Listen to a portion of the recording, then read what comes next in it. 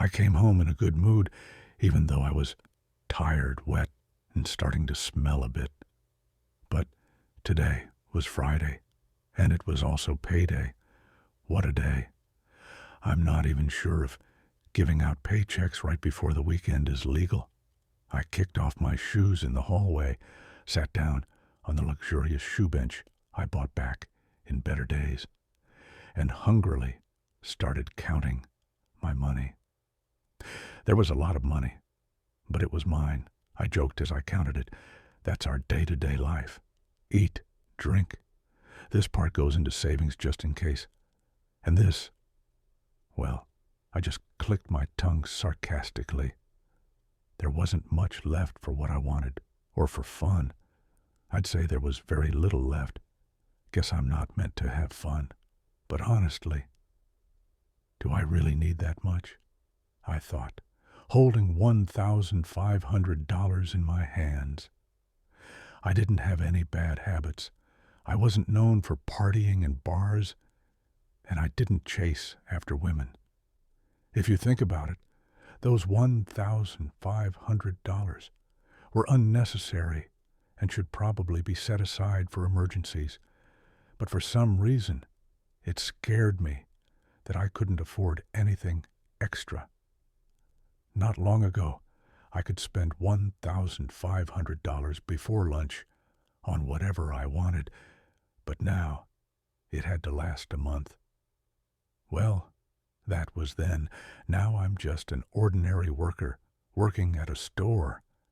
I don't have to walk a tightrope anymore, and I don't have to glance nervously at my phone or answer calls. I don't owe anyone anything anymore. If anyone wanted to do something to me, they would have done it already. So I could forget that life and focus on this one. Besides, soon Jim would come over, one of the few friends I had left, and even calling him a friend was a stretch, more like an old acquaintance I'd known for ages, and sometimes we'd visit each other. By the way, Jim was a rather unpleasant type. I don't know, he seemed off-putting, kind of nasty, with a crooked smirk. But on the other hand, he somehow imposed himself, so that it just happened naturally, and for some reason I wanted to tell him everything. Maybe I was trying to earn some authority in his eyes, or maybe something else. I don't know. But he was a shady character. Still, since we'd known each other for so long, I trusted him in some ways. After all, we'd hung out when I had money and when I didn't. So I grabbed a bag and went to put water on for dumplings and set out some snacks for my guest. After all, he wasn't coming over for nothing today. Mike, did you really buy me some beer, but nothing for yourself? I got dumplings for myself. Haven't had them in ages, and I just wanted some. As for booze, you know I don't go for that. That's a shame. It's tasty and helps you forget your problems for a while. And if you overdo it, it clears your head better than any medicine. I don't need to clear anything. I don't collect trash in my head. So, what's your business? Just don't tell me it's about my past. He paused, looked at me seriously, poured himself a full glass, took 3 big gulps, and said, "Exactly." "No." "Why do you refuse without even listening?" "Because I already have enough bad memories. What's done is done. Forget it." "What? Am I supposed to be afraid of trucks for the rest of my life?" "I'm not afraid of them. I just don't want to remember." "Keep your businesses to yourself. I'm here for a job, driving, making some cash. Your business is your business. I'm not prying. I just met some new people here about a month ago, decent folks with money. They need reliable workers who know the job. Don't stick their noses where they don't belong. Just drive and nod. You get me?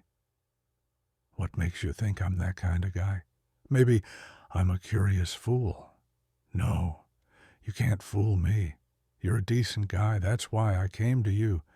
People like you are worth their weight in gold. You say it. You do it. And that's exactly what they need. Plus, you have experience. And don't worry, no one's putting you in a big rig.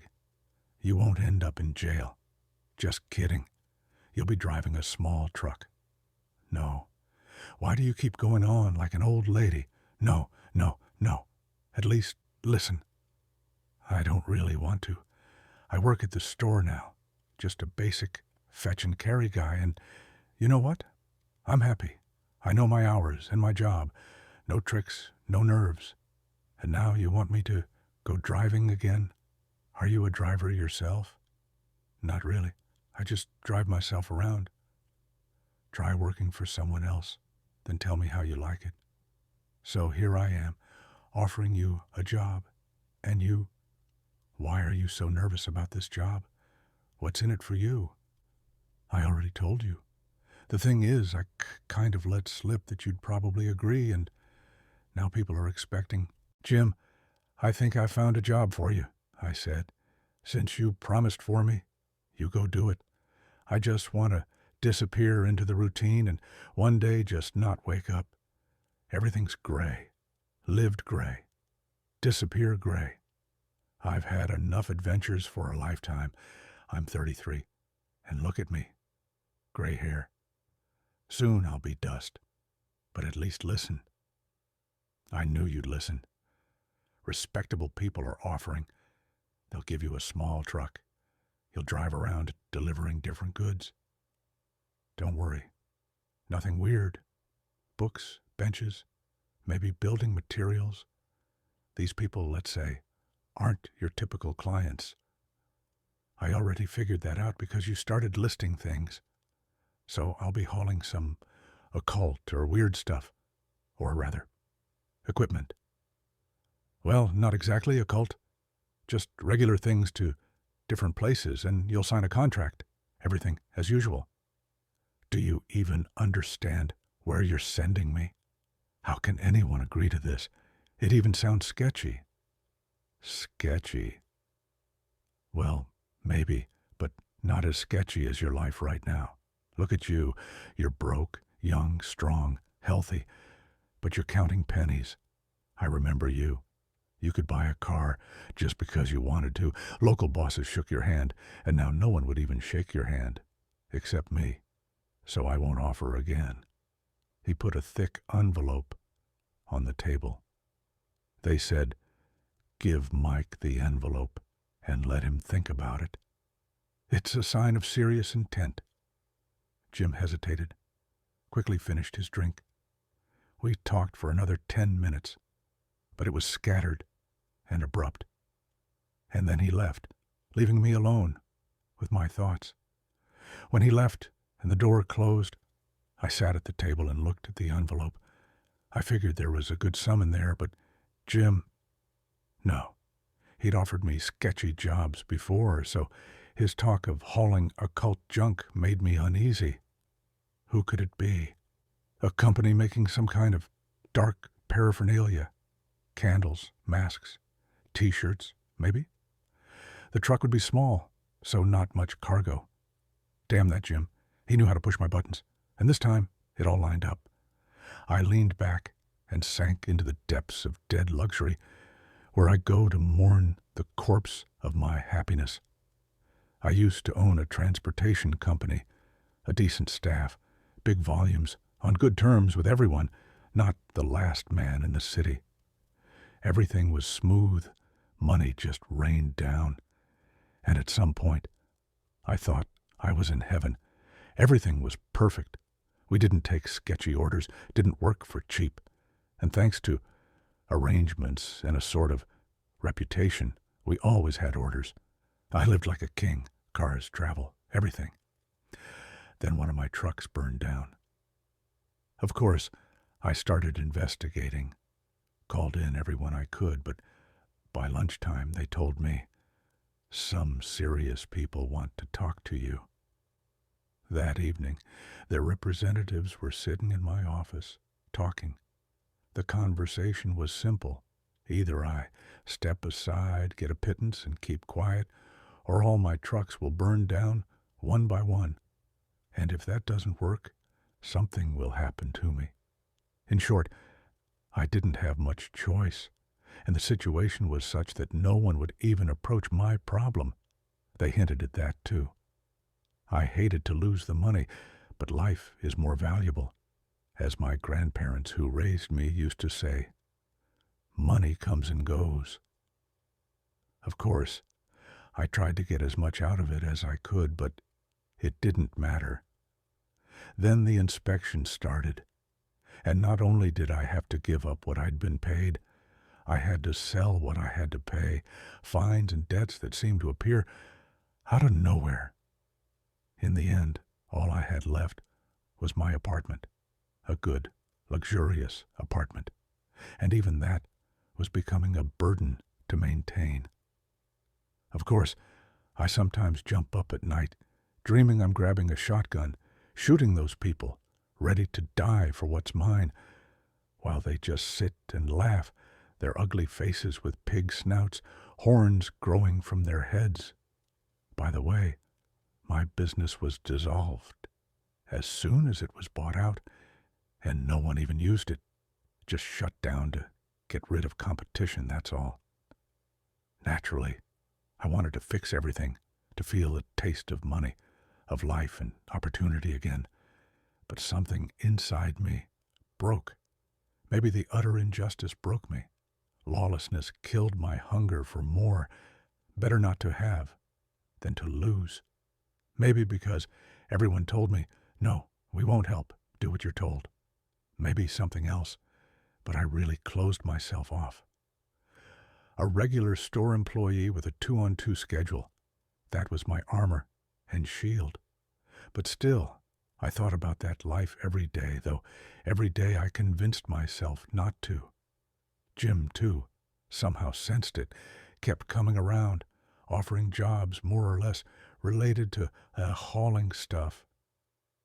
Maybe it's time to stop dodging life and just open the door, really try to make some money. I opened the envelope. There wasn't a lot, but it was nice. $1,050. And a phone number. So, a quick 1,000, just like that. I'll call tomorrow. Everything will be tomorrow. Of course, I talked to them the next day, even went to my old job to quit, then to them to see what was up. Outskirts of the city. A small lot, mostly with little trucks and some vans. We talked. I liked everything, and I decided, what the hell, I'll do it. It was a tiny company doing small-time hauling. As they explained, if the client pays, they'll send a truck even for a single suitcase. Most of their clients are not simple and have money. What kind exactly? They didn't say, but they gave me a stack of A4 sheets and told me to study them carefully, and that today at 5 p.m. I should come to the base for a trip with a mentor. So I focused on reading the documents, rules, and requirements for drivers. First, the driver must be neat and tidy. I skimmed through to the 12th point. The first 11 were routine. 12th, the driver must use only the navigation devices installed in the vehicle. 13th, the driver is forbidden to stop at the request of law enforcement. 14th, the driver is forbidden to disclose his routes. 15th, during loading and unloading, the driver must not leave the vehicle or look in the rearview mirrors unless specified by the client. See attached documents. 16th, the driver must not be late. 17th, the driver must have a SIN. 18th, the driver must not leave the cab and must break the law, if necessary, to follow the rules. 19th, the company promises to protect the driver except in exceptional cases. I read it 4 times and couldn't understand. Was this some kind of sick joke? What does the driver must have a SIN even mean? It all sounded sketchy. Of course, I was wary, but decided to go on a trip with the local driver. He'd surely explain everything. "What's your name?" "Mike." "I'm Andrew." "Well, Mike, let's go." The driver entered the route into the navigator and only then started moving. "Andrew, they gave me these rules. Tell me, is this a joke?" "No, not a joke. They don't just write things for fun. Not a joke at all." "What kind of requirements are these? What kind of company is this? Tell me. Maybe I won't even take the job." "Not take it? Too late, Mike. You're already hired. Signing papers means nothing. You'll work here since you came. And the company, yeah, it's a sketchy company. We haul all kinds of things, but let's go step by step. The owner is unknown, but I'm sure, it's someone from the dark side. We haul all sorts: coffins, corpses, occult stuff for Sabbaths, evil spirits in chains, sometimes creatures so scary I can't even say. Those requirements, they're not a joke. For example, you can't look at some of them in the rearview mirror. You'll just die. They're so terrifying, your heart will stop. I'm serious. Seeing a living dead man stumble near the truck, his skin peeling off in strips. It's not fun, so better not to look. Plus, different evil spirits react differently to being watched. Vampires and ghouls really hate being spotted in mirrors," Andrew said, lighting a cigarette. "You still don't get where you've ended up, but you will soon. The company is creepy and scary. You'll see all kinds of evil spirits, ghouls, and just plain witches." "I don't believe you." "You don't have to. I still don't believe it myself. The main thing, Mike, is this. Don't even think about mentioning God or starting a prayer. They'll tear you apart right in the cab. Every time I drive, I tell myself I'm hauling stuff for a circus. It's weird, but it makes me feel better. I'm out. I'm not working with this. I'm not allowed to stop. But I won't hold you. Jump out while we're moving." I pulled the door, but it didn't open, though the driver hadn't locked it. "When you sign up to serve the dark side, don't think it'll be easy. You won't get out of this truck. It's already accepted you. But I'm a believer. I've lived right, always by conscience." "That's bad, because the driver must have a sin." "Why?" "Well, sin marks you as one of their own. If you're a killer, like me, the dark forces see you as theirs. But if you're righteous, like you, they see you as an enemy, might attack. But don't worry. I can teach you to sin. It's easy. Want to go somewhere after the trip? Pick a sin to your taste?" "No, I'll pass. I've lived right and want to keep it that way." "As you wish. But don't rush to quit. I'm happy working here." "What's to be happy about? Your boss is the devil?" "Maybe. But he's honest, and the conditions are excellent. I joke about full benefits, but that's nothing. The money and what you'll see, you won't be able to tell anyone about it, but you'll see places where the living have never been and probably never will be. You haven't forgotten we can't use any navigation except this one." He nodded at the dashboard navigator. "What's special about it?" "Open your phone. Check where we are." I opened the Maps app, and it couldn't find my location. We drive secret roads, Mike. Some are built by people, some by evil spirits, some by no one. They've always existed. This navigator doesn't take you the fastest route. It just gets you to the end point, even if that point is in the afterlife. It'll take you there too. So where are we? I looked around, forest on both sides, a city ahead in the valley, still daylight, not even dusk. We're in the afterlife, Mike. or something like it. No living souls here except us. And this little Japanese truck is special. It has right-of-way everywhere, and it warns everything around not to mess with the living souls in the cab. That's why the rules say not to leave the truck except for loading and unloading. What happens if I get out? Good question. I've heard about those who did. They say, when you get out and blink, you lose the truck. You just won't see it again. It's protected by symbols and hides us. But you'll become part of the world you step into, and soon some entity will eat you or something like that. Here, curses, hexes, the uprising of the dead. These are no joke. Every world is unique. Some had people, some never did. In this one, people lived. Their world was like ours. But something went wrong. I come here often. It's mostly quiet. I hardly ever see anyone. What happened here? Occult knowledge.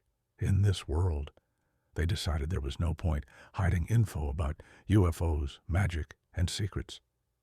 It became public, and that led to catastrophe. These worlds aren't just similar. They were once copies of ours. There are cities here that exist back home, like Chicago, but also ones that never existed. Anyway, this world is complicated, a part of the big horror and nightmare happening everywhere. And we're like ants, not even realizing it, he said, as we drove up to the city. It looked like any major city, high-rises, rusting car skeletons, bones, smashed windows.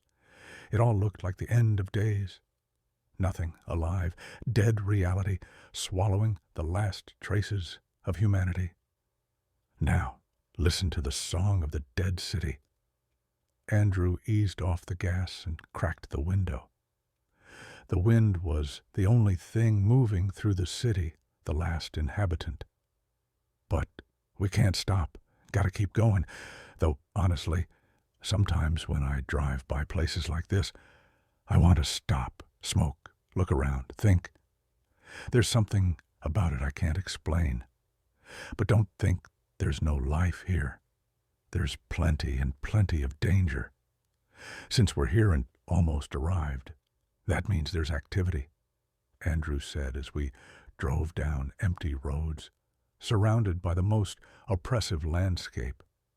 The city stood, intact, but empty. How long had it been like this? How long would it last? That's why I don't regret working here, Mike. Yeah, it's scary, sometimes terrifying. You'll go gray early, but people get used to anything. Think about it. Would you ever see something like this otherwise? That alone makes it worth working here and driving around. Maybe, I whispered, watching the haunting beauty of the dead landscape, the smoldering world.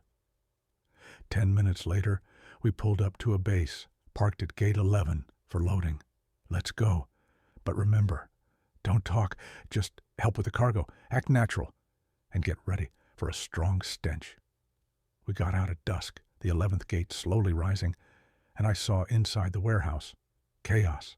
Boxes, forklifts, coffins, slabs, granite, people, creatures in cages, you name it.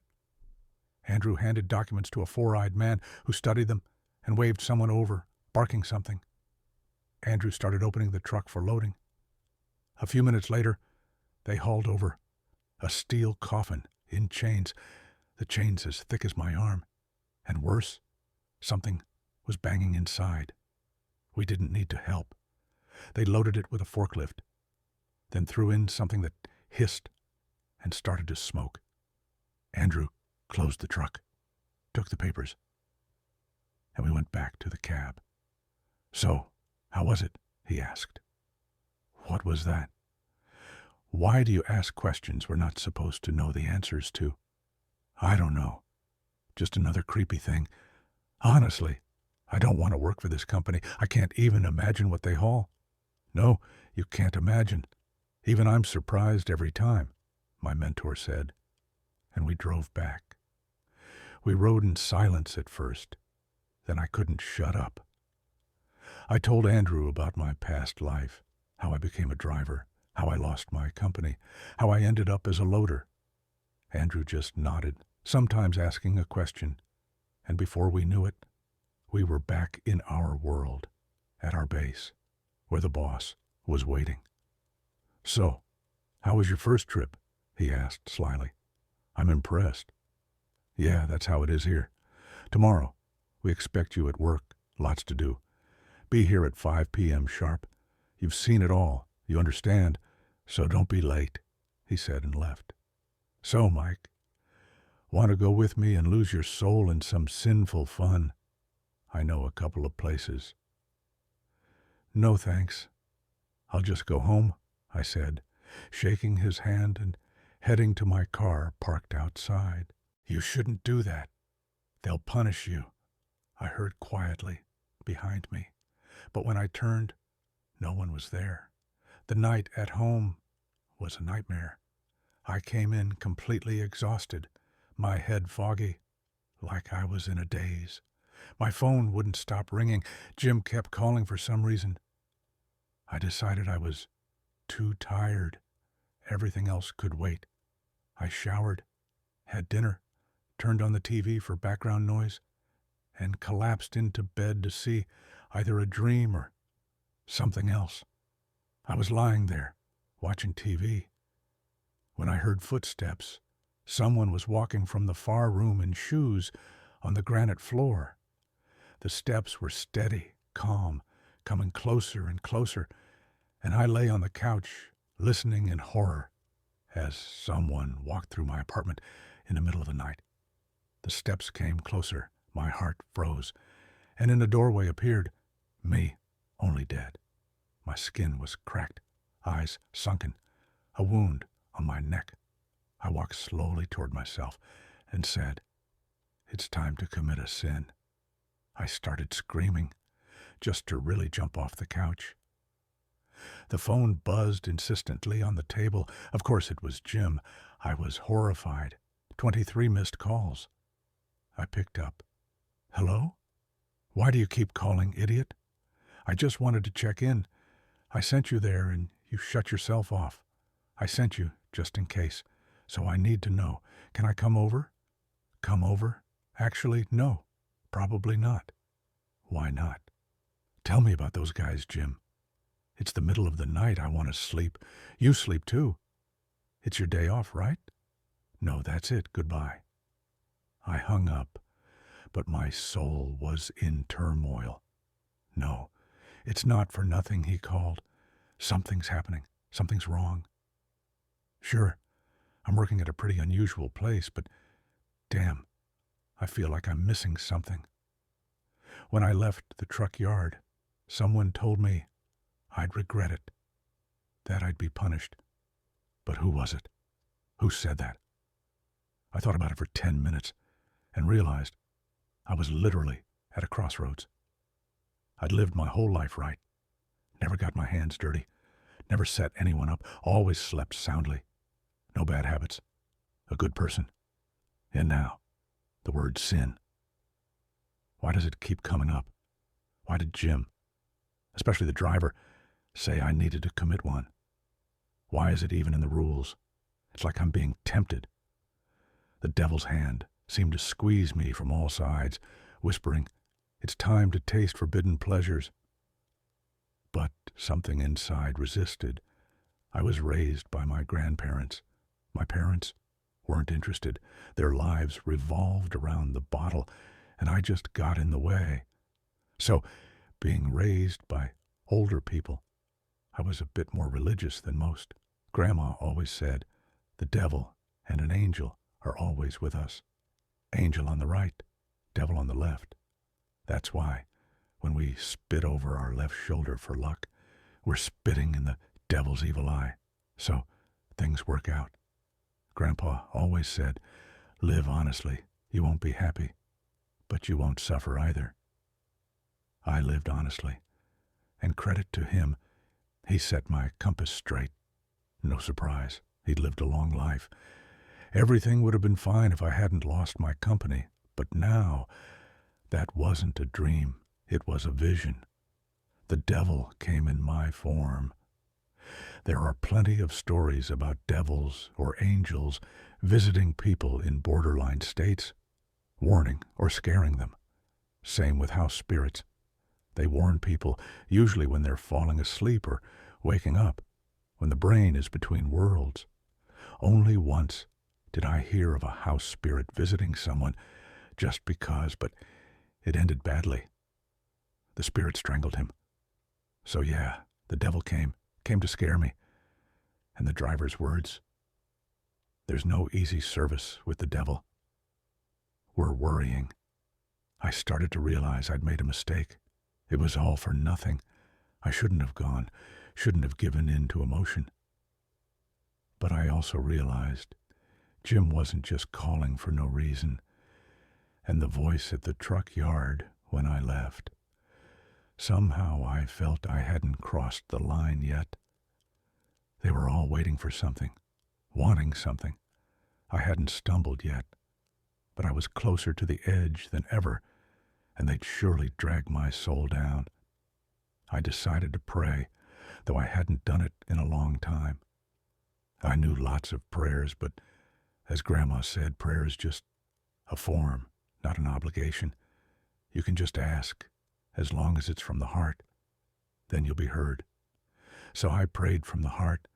After that, I went to sleep and slept sweetly, dreamless.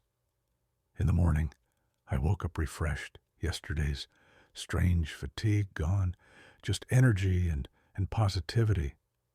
I got ready for the store, and with the $1,000 I'd been given, I planned to buy containers, a thermos, and other little things.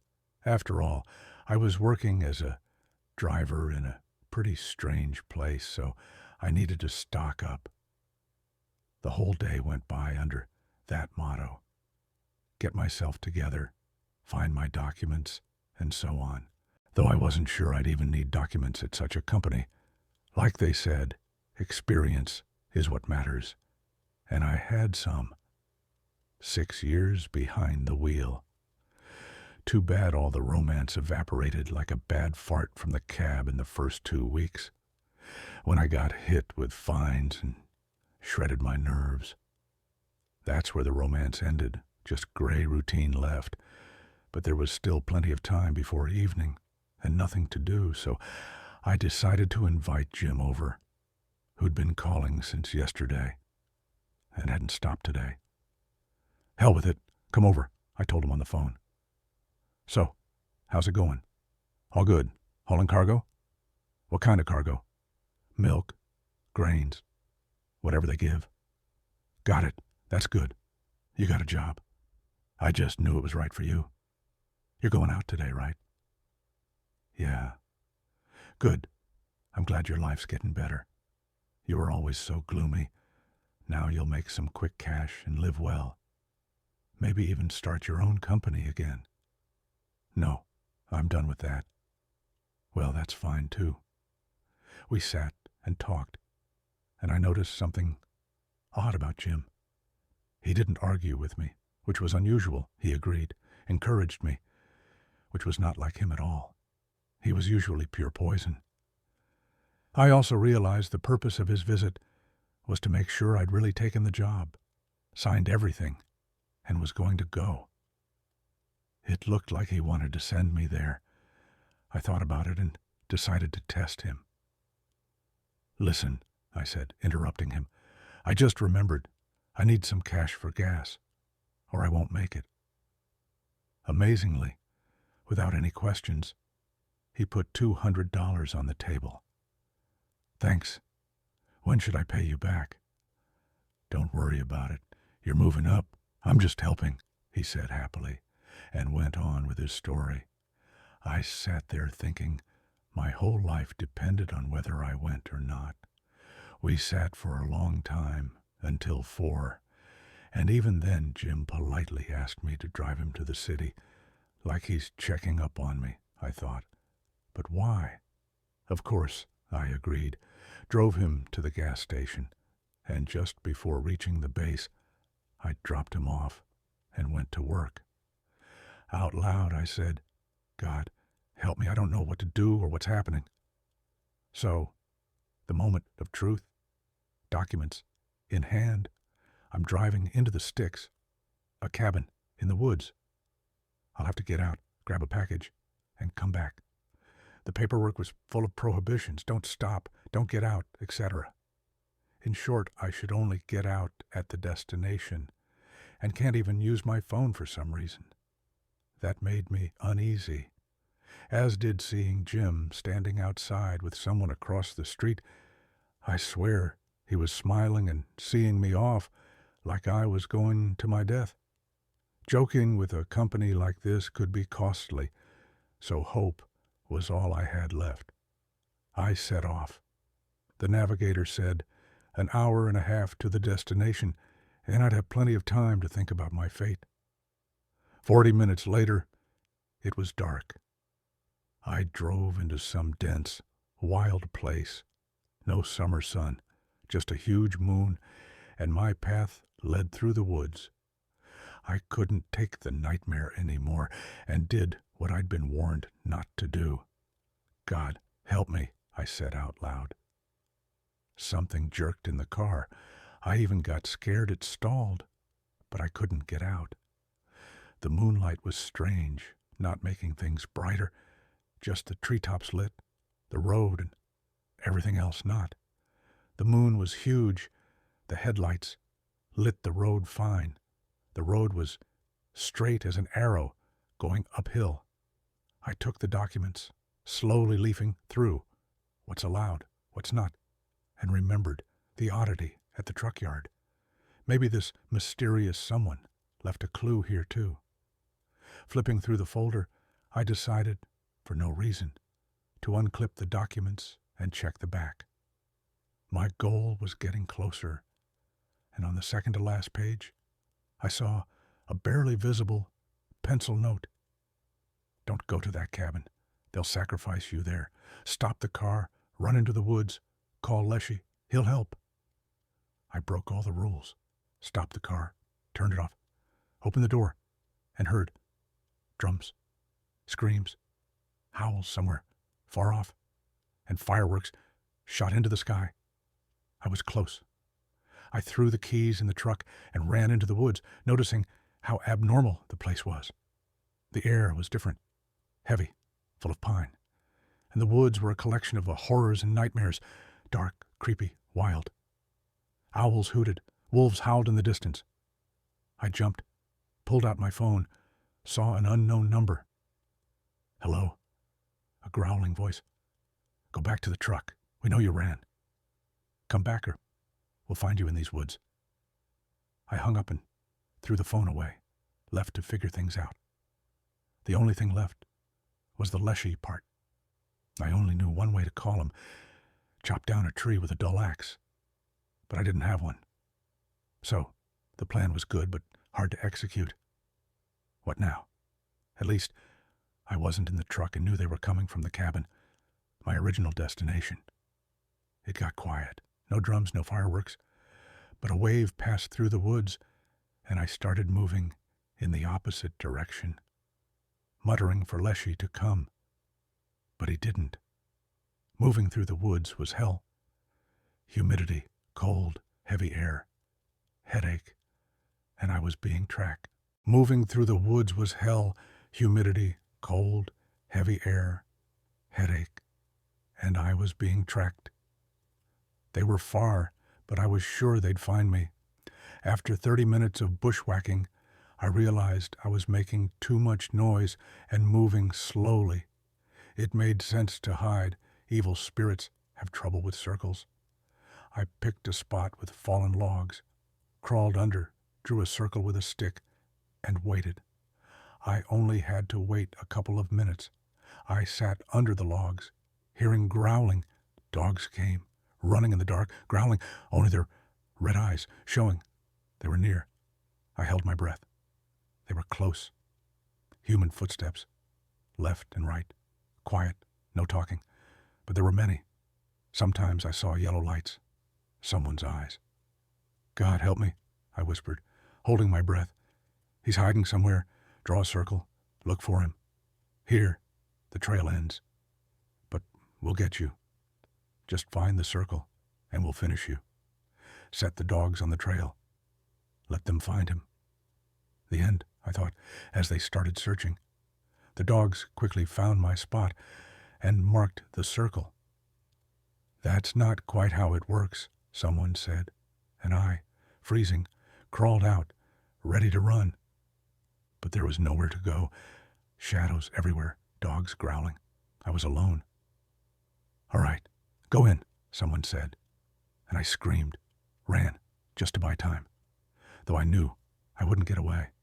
I ran, jumped into the darkness, got hit, knocked aside.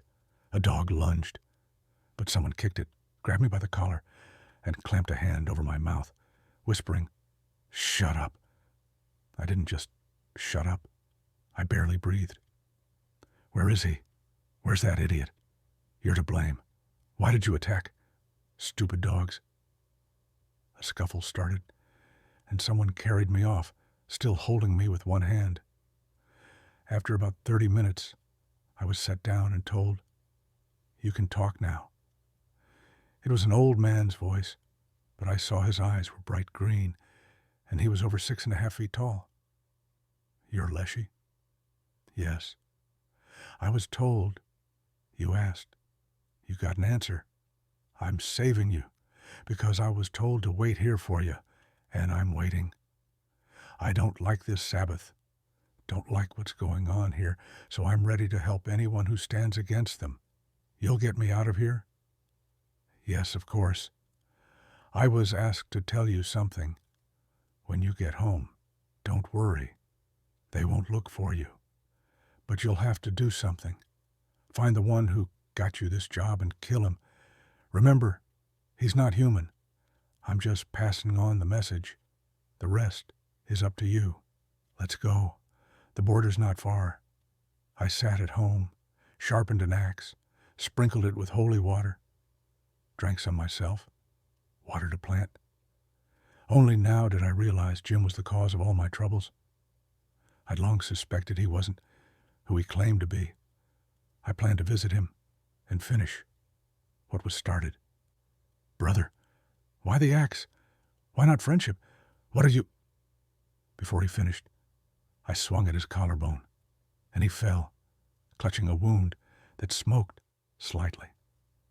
"You're to blame for everything begone." I struck him on the head, and he fell, and I saw his true face. His skull was nearly split in two, but his twisted lips could still speak. "A devil, yeah, a devil. What can you do? Not all of us are people, brother. Why, let's make a deal. Why are you doing this?" I put my foot on the big, horned creature, and he shrank, not even trying to resist. You're basically sinless, and people like you are valuable. They asked me, you see, asked me to bring you in. No humans work there, all evil spirits. I wanted to, well, business. And yeah, I sent them after your company too, but we needed you to either sin or prove your soul's purity. You proved it. Now it's needed. But you didn't make it. Don't kill me. Don't take it on your soul. I'll give everything back. I have connections. Anything you want. Money? I'll give you money. Right now. More than your business was worth. Just don't finish me. I took my foot off, and the devil quickly crawled to a dresser, opened the bottom drawer. Inside, money piled up, more than my business was worth. "Take it. It's all yours. Just don't finish me. Wait, don't—" I did what I promised, Leshy, and the severed head of the demon rolled across the floor, occasionally thumping its horns. I kicked the body, already turning to dust, shut the blood-soaked drawer with another kick. "God, thank you," I said, crossing myself, anticipating a normal life.